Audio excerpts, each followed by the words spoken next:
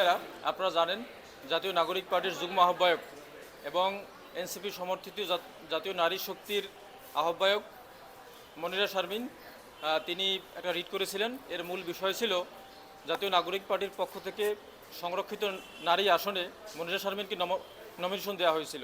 সেই নমিনেশন দেওয়ার পরবর্তীতে তিনি বাংলাদেশ কৃষি ব্যাংকে চাকরি করতেন, এই মর্মে তার নমিনেশন পত্রটি বাতিল করে দেওয়া হয়। সেই বাতিলের বিরুদ্ধে তিনি আবেদন করেছেন। সেখানেও ইলেকশন কমিশন তার নমিনেশন পত্রটি আপিলেও বাতিল বহাল রেখেছিল। তার প্রেক্ষিতে আমরা বাংলাদেশ সুপ্রিম কোর্ট হাইকোর্ট ডিভিশনে রিট দায়ের করি।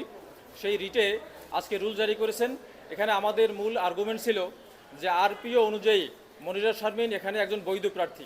কারণ হলো আরপিওতে বলা আছে যে যদি কেউ রিজাইন করে এবং যদি কেউ রিটায়ার্ড হয় তারপরে 3 বছর অতিবাহিত না হলে তাহলে তিনি এমপি হিসেবে নমিনেশন পত্র সাবমিট করতে পারেন না।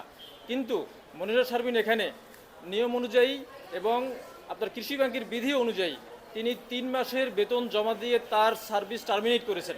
সুতরাং মনিরা শারমিনের পক্ষ থেকে তার চাকরিতে ইস্তফা দেয়া 3 মাসের বেতন জমা দিয়ে সেটা আরপিওর ওই বিধানের আওতায় আসে না।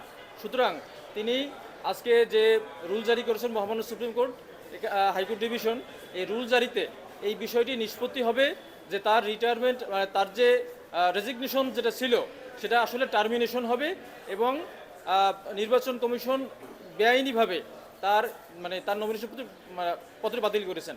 এবং এখানে মূল আইনের যে বিষয়টা সুপ্রিম কোর্টকে আমরা দেখাতে সক্ষম হয়েছি, হাইকোর্ট ডিভিশনকে, যে মনিরা শারমিনের যে পদত্যাগ পত্রটি ছিল সেটা আসলে একটা টার্মিনেশন ছিল, সেটা সরাসরি একজন এমপ্লয়ির পক্ষ থেকে, এবং এইটা আরপিওর সেই বিধিনিষেধের মধ্যে পড়ে না। সুতরাং মনিরা শারমিন একজন বৈধ প্রার্থী এবং এই নির্বাচন কমিশন অবৈধভাবে তার নমিনেশন পত্রটি বাতিল করে একটা বেআইনি কাজ করেছে এবং তাকে এমপি হিসাবে শপথ নেওয়া থেকে তাকে বারিত করেছে।